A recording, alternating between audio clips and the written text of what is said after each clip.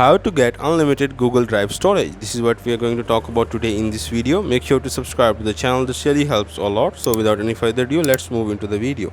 So first of all, you have to go and open Google Drive on your mobile or any other device that you are using right now. As you click on the device, then you have to go on these three lines that are located on the top left corner. Click on them, and then you have to go on buy storage option. As you go and click on buy storage option, then a new menu should appear.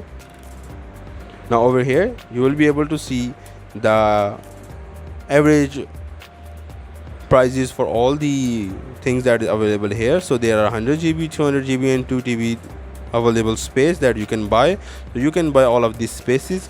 Unfortunately, you cannot buy unlimited spaces on Google Drive, but you can just make it go by 2 TB, and then you can add a 2 TB more. This is how you can add unlimited drive storage or to your Google Drive. This is all from the video. Make sure to subscribe to the channel. If you have any question, put it down in the comment section. Also, don't forget to hit the like button. Thank you.